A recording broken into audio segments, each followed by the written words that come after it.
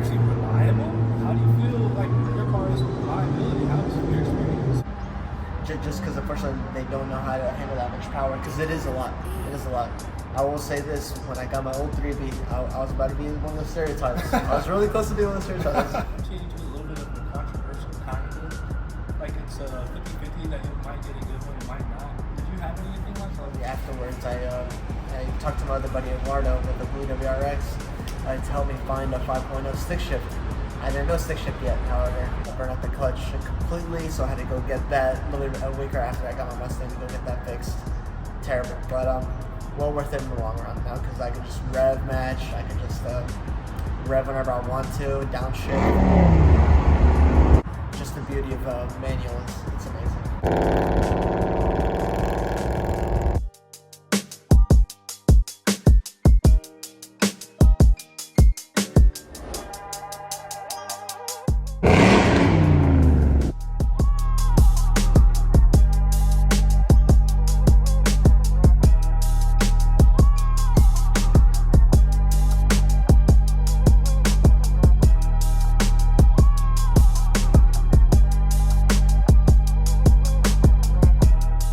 What's up YouTube, it's your man Woahxofficial. In today's video, we got my friend Miguel here and we got the car review. But before we get to the video, make sure you hit the like button, hit the subscribe button, and make sure you hit that bell notification to let you know about all posts.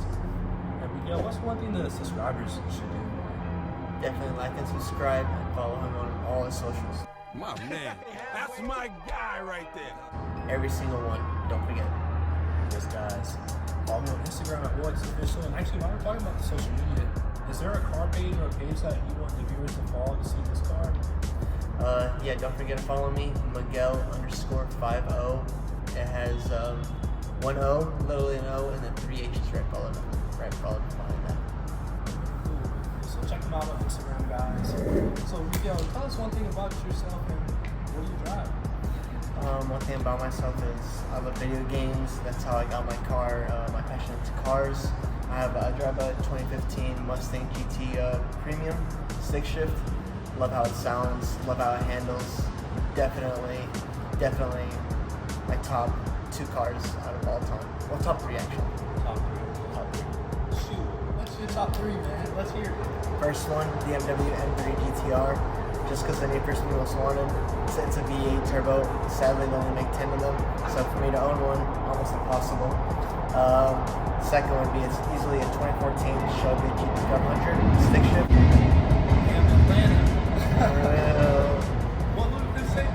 Go to Atlanta. One of the plays. Where the players play. 2 was the Shelby GT500.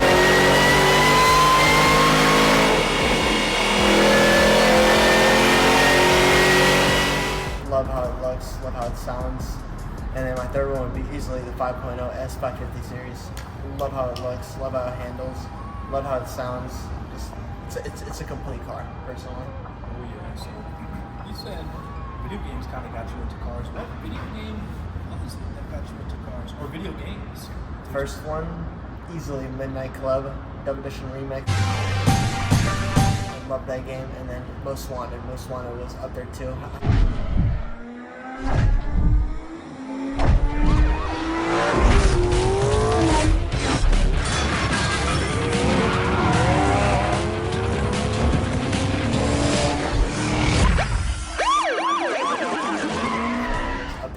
I easily have over 2,000 hours played on each. Really? Yeah, I would play those games non-stop when I was little. So let me ask you this, because I really don't remember too much about Need for Speed Most Wanted. It's definitely one of my favorites. Do you remember the cop chases being hard to get? Yes, very difficult, especially the last cop chase in the game.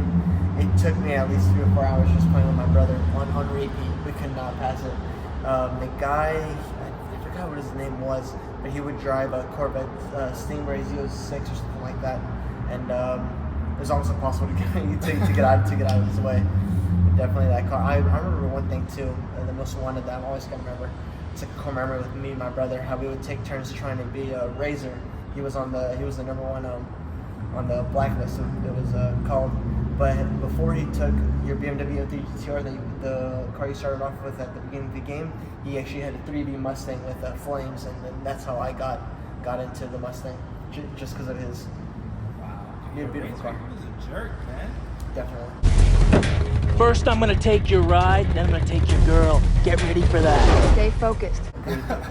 It would make me mad every single time I lose to him in the last mission of the game. Yeah, that's one thing. Off subject, but guys, Xbox Need for Speed, if you're watching, make that game backwards compatible, man, please. Please don't go. It's great having you here. Please, I beg. We need that game. Now, Miguel, we know you have a Mustang GT. What kind of Mustang is this again? It's an S550? Yep, it's an S550 Mustang GT 5.0 premium stick shift. I would love to later on add like a stage 2 or stage 3 clutch, just to make the shifting much easier. Because after that, I would like to get into the engine rebuild. Like not rebuild the engine completely, but just like add some things onto the engine, like a colder intake performance-wise, a tune, and maybe a turbo, but we're talking about like 3 or 4 years now, so it's gonna take a while. Still, shoot. Years be going by quick, so. Definitely. I have 2 years left on this Mustang, 2 years and a half left, and I'm done paying it off. Oh my God! Maybe get a turbo. Wow! I have 2 years left on this Mustang, 2 years and a half left, and I'm done paying it off. Nice. So after that, saving my money, maybe get a turbo in there. Yes, sir. So really, you would choose turbo over supercharger? Yes, only reason why is this guy I follow on Instagram. His name is like Ace Bynum. He also has the same year Mustang I have, everything the same. But he actually has twin turbos on his Coyote, and I've done my research a little bit where the Coyote engine handles boost amazingly, beats the LS, it beats the V10 Viper. It's crazy what the Coyote can do with a little bit of boost. The reason these Coyotes like boosts is because they naturally like to eat air. If you look at It is crazy now. As much as I don't like to say it, it kind of seems like the LS guys are naturally aspirated are the top dog winning, but if you're planning on boosting the car, Coyotes win. Oh yeah, exactly. Agreed. Definitely agreed. I have a buddy. He drives a Gen 5 Camaro. I will say this: his LS with a cam, it sounds beautiful. I like the chop. I respect it. I love the way those LSs sound with the cams and the chop and the low. It's definitely beautiful. Definitely. Now, one question for you, only because I kind of know the Mustang. Well, I know the Mustang is good. I have one. With the manual one you have, was there any like issues that you ran across with it? I know the MT82 is a little bit of a controversial kind of. Like it's a 50-50 that you might get a good one, you might not. Did you have anything like that with yours? Fortunately, I did. I will say this: currently, it doesn't happen all the time. It's like once, maybe like every like 3 or 4 months. I shift into fourth and it just slips out, but I have to shift back into it. But once you shift back into it, it doesn't come back out. It just happens every once in a while. Every once in a while. Nothing like the third gear lockout though, like where I think you're stuck in a gear or something like that. Oh no, nothing like that. No. I have not experienced it in the past 2 years, nothing. And the funny thing is, when I bought it, I was still learning stick shift, and I burnt that clutch down to the core. So I had to get a new one like a week after. Oh, we Damn! Like a week after. A week after I bought this car. Yeah, unfortunately. But now I know how to drive stick shift, so I don't have to worry about that no more. That's awesome, man. I always wanted to stick shift car maybe one day. You can always change out the transmission. Not in the 10-speed, I ain't doing that. If anything, as well, another thing with going with a boost and next Coyote later on, I'd have to switch out the transmission because that transmission would not be able to handle that much power. I'd have to go with like a Tremec or something. Oh, Tremec is definitely a great transmission. Miguel, what was like your first car or car you had before this one? So the car before this one was the 3B, and I got that exactly because of Razor. I loved how the 3B looked, how it sounded. Unfortunately, back then when I got in high school, I didn't have enough money to put mods into it. I did put green hash marks onto it.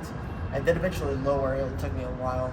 I did take off the spoiler and I put a Rush spoiler on it, and I did black out my amber turn signals.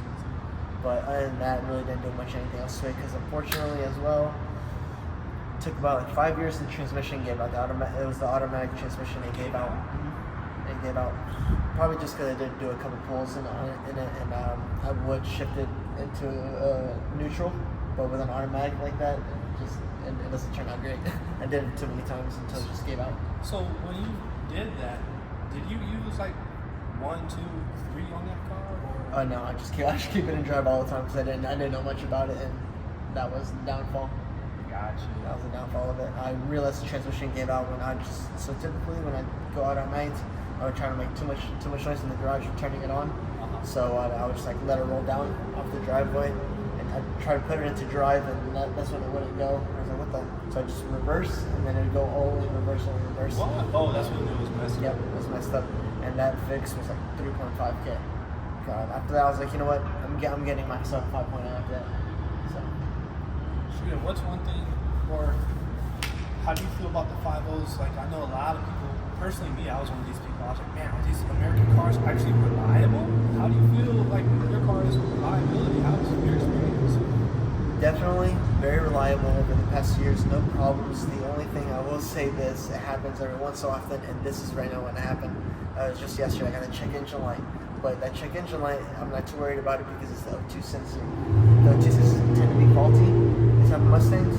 And it would turn on every once in a while and then turn back off. So I know it's the O2 sensor. Yeah, definitely. Hey, that's not a bad problem to have. But other than that, as long as you do your oil changes, check up on any freeze, they'll be good.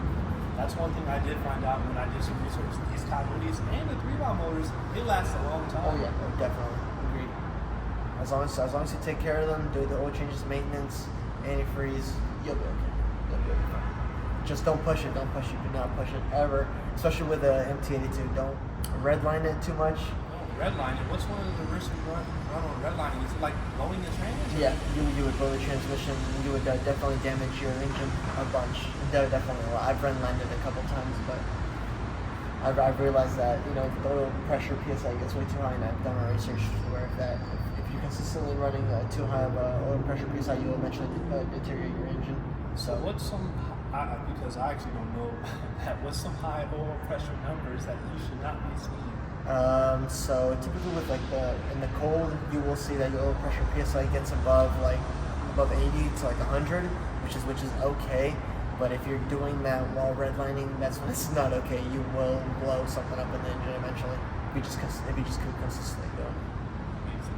I'm like, I hope he doesn't say oil pressure number. I'm seeing that. Yeah. Oh man. But in the cold months, it's always going to stay above 80 to 100 until you warm it up. Once you warm it up, it should stay in the 50s to 60s once you accelerate. Okay. Now I got a question for you. This is kind of a double question because the car community is one thing, but personally, I feel like the Mustang community has its own community also. So, what's one thing that you like about the car community, and what's one thing you like about the Mustang community? One thing I like about the car community easily is the different variations of everybody's cars. So many different cars, so many different aspects of how people look at it. Just the builds in general, like that's honestly what attracted me even more into like the car community. The Mustang car community, from what I've noticed, how I met him, all really chill. We all look at the Mustang as easily one of the most beautiful American-made cars ever, and sadly, unfortunately, there's the takeover guys that use Mustangs, and they just do awful things with it. It sucks. It really does suck. Takeover guys, and then you have just these guys who are new and aren't used to having a fast car or powerful car. They go to caffeine and octane. You hear the kids and everybody hit it. They hit it. They don't know. There could be a manual or automatic. If you can't handle the power, you can't handle the power. So then I guess they panic, or maybe they slam the gas while they're in turn, so the car's going to go where you haven't planned it. Mm-hmm. And then they do this stuff called ground kill, which is it's a bogus term, but that's just something they say about the Mustangs that this isn't true. All cars that are rear-wheel drive use. I've seen Yes. I've seen some type of car crash or just for them just trying to haul us, and unfortunately it's some of them inexperienced driver that's driving and just trying to show off or something like that. And that's where we get the stereotypes for the Mustangs. Because from what I've noticed on YouTube, on TikTok, the guys that are driving the Mustangs that try to haul ass, always some young guy, and they just don't know what they're doing, crashes right into a crowd or crashes against a wall. That's one thing I have noticed too. Always a young guy. I don't think I've ever seen it being an older guy. Yeah, exactly. I've never seen him being an older guy either. Exactly. Just because unfortunately they don't know how to handle that much power, because it is a lot. It is a lot. I will say this: when I got my old 3B, I was about to be one of the stereotypes. I was really close to being one of the stereotypes. I was hauling ass behind my house in like this little road, and I stepped on it too much where I could feel like, I guess I didn't turn traction control off, and where it would just like lock into place and you go straight. Like they had enough fast reflex just to brake before I hit the metal railing. Like, first and last time I did that. First and last time. So I learned my lesson. That's one thing I heard about the 3 valves. I guess one of the guys who I was telling, a good buddy of mine, Matt, he said that the traction control in those cars literally can get you into trouble, like make you crash almost. Like it's that bad. Yeah, it's honestly awful. You gotta, if you're ever planning to race, yet from what I've heard of, from what I've seen, yeah, definitely take off that traction control because it's not used for it's not meant just for you to race on curves or anything like that because you will crash. And Miguel, with this car, was there some sort of story on you getting it? Or? Yeah, so funny thing is, after my transmission blew out on my old Mustang, shortly afterwards, I talked to my other buddy Eduardo with the Blue WRX to help me find a 5.0 stick shift. I didn't know stick shift yet, however. It took us about a week. He ended up finding one in Lawrenceville. I love the look. Everything was beautiful on it. And I told him, I was like, hey, let's go take a look and see what's required to get it or whatever. They told me to need down payment, gave me down payment, drove a raffle out that same day. But my friend ended up driving it back home just because I didn't know stick shift yet. So I got back to my house. He started showing me how to drive stick shift nearby. Unfortunately, I burnt the clutch out too much that first day. It took me about a week just to burn out the clutch completely, so I had to go get that a week after I got my Mustang to go get that fixed. Terrible, but well worth it in the long run now because I could just rev match. I could just rev whenever I want to, downshift. Just the beauty of manual it's amazing. Awesome. Now with the rev match, are you doing that yourself or you have like a computer doing it for you? No, I'm doing that myself. It's difficult, but once you've done it so many times, you can eventually get the hang of it. Gotcha. See, guys, he knows how to rev match without the computer. Some of you guys need to stop depending on that computer, man. Yeah, agreed. It's just practice. Awesome. So, did you know you always wanted a manual Mustang? We talked about it off camera. Yeah, definitely. I've always wanted one. Unfortunately, I couldn't get my old Mustang that I had in high school, the 3B manual, just because I didn't know how to drive one. And second of all, even if I were to get one, I always ran the risk of it, and the transmission, or the clutch, giving up on me, and I didn't make enough money in that time to be able to handle this type of problems. So that's why I went with an automatic 3B back then. Yeah, it's getting a little chilly, but hopefully you guys can hear us. Apologize for it's moving the camera just a little bit. So, man, what's something you would recommend for someone who's new to the car community trying to get in? Personally, if you're all about power, look into cars, how much horsepower they give. I like how they look, even so when I fell in love with the 3B, I didn't even think about the engine or whatever, I just like how it looked. But when I found out that it comes in a V8, and I realized that was a powerful type of engine, it even made me fall even more in love with it just because I could see how fast I could go and stuff like that. Me being dumb and young, like I told you guys earlier, I almost crashed into the rail, but eventually, I just really started liking the look and how many mods you can put onto it. That's my 50. I have a couple of mods on it, so definitely, I would base it more off look, and then after that, engine and sorts. Very true. Yeah, everybody has their own thing. Now, you did the looks first. I kind of did performance a little bit first. Now I'm like, okay. Car damn near didn't stop. What can we do? Agreed, yeah. It looks me personally and after performance. Looks performance and performance. And guys, we talked about his car. So he said he got some mods done.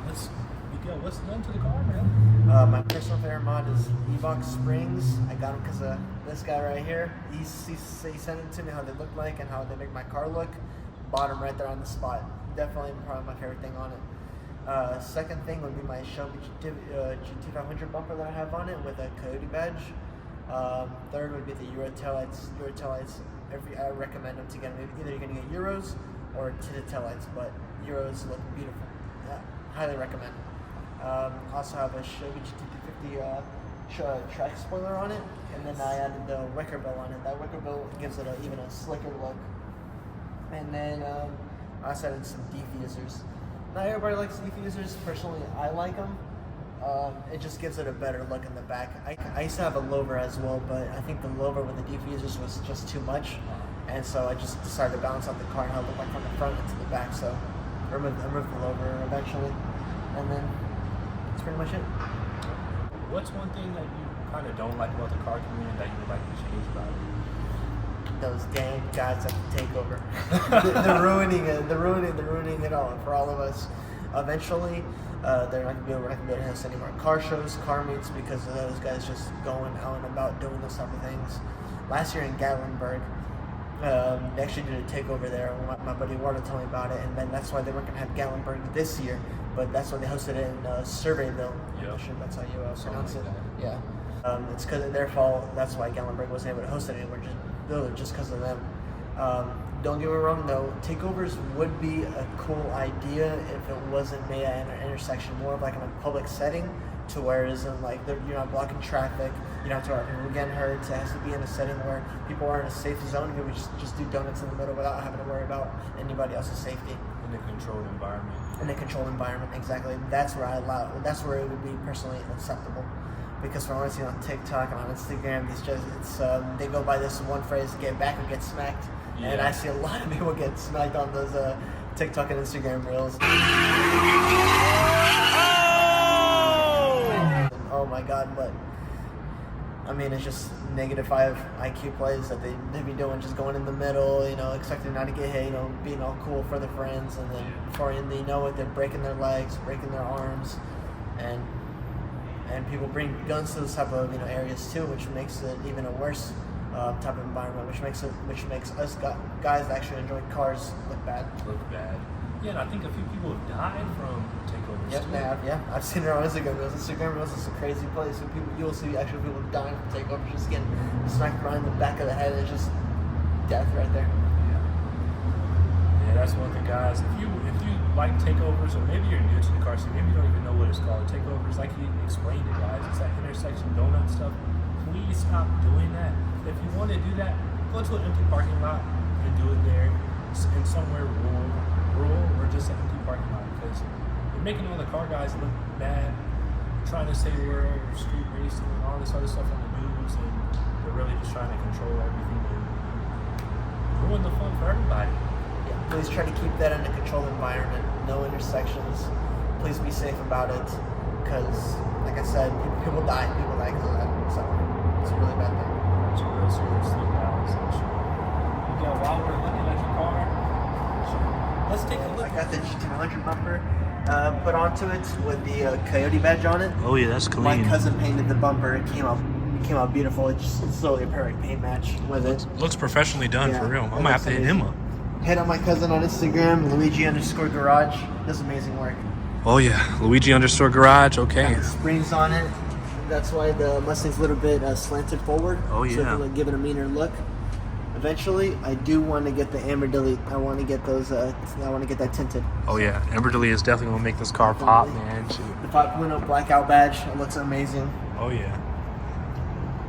What tint you got on this car? This car's tint looks dark. Oh yeah, it's 5% all around besides the front. The front is 45%. 5% all around except the front 45%. Sheesh. Dang, that's crazy. Your front windshield is 5% darker than mine. I got 50. Yeah, that's 45.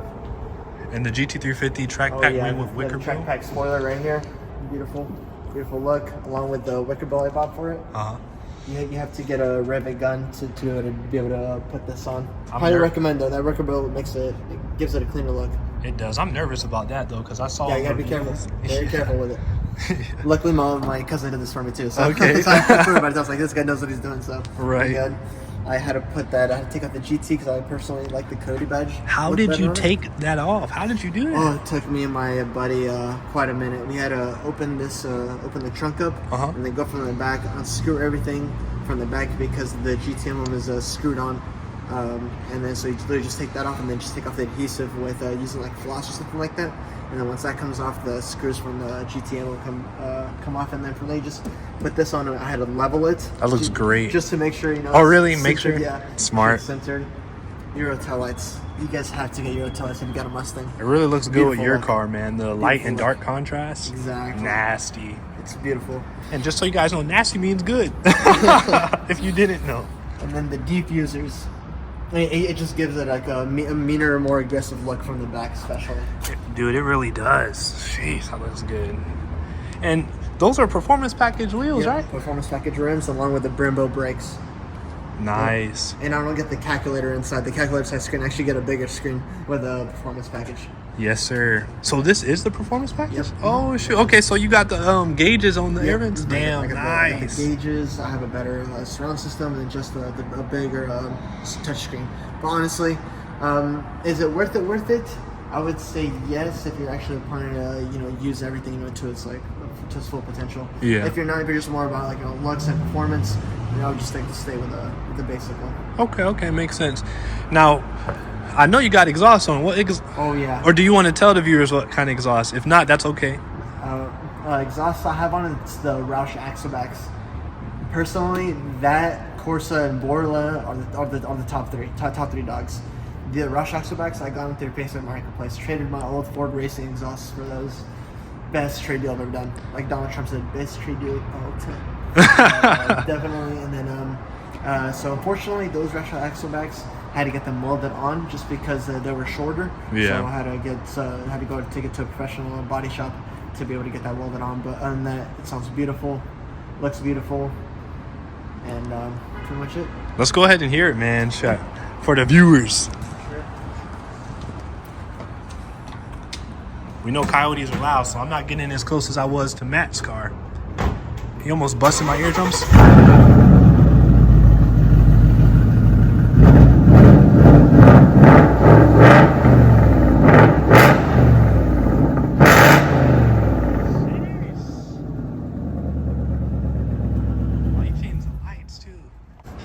Dude, is that the diode dynamic? Yep, that's aftermarket as well. I completely forgot about that. Dude, that looks one of my so buddies, good. Yeah, one of my buddies, German, his name's German, the one with the Gen 5 Camaro. Uh-huh. He's the one that told me to buy him because it gives it a better look because it's my Euro taillights are clear. Uh-huh. So this goes along with it.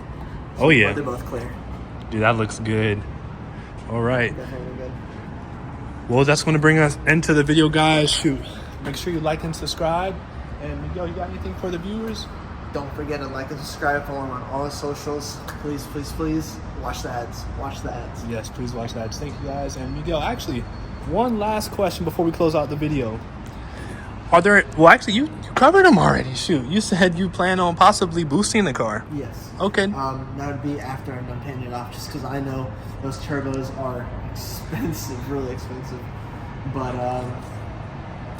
yeah, honestly, I'd say the turbo first, maybe twin turbo, but I'd probably just stick with one later on. But that'd be once everything's paid off. I don't have to worry about nothing else. This man's got his priorities straight. Listen to him.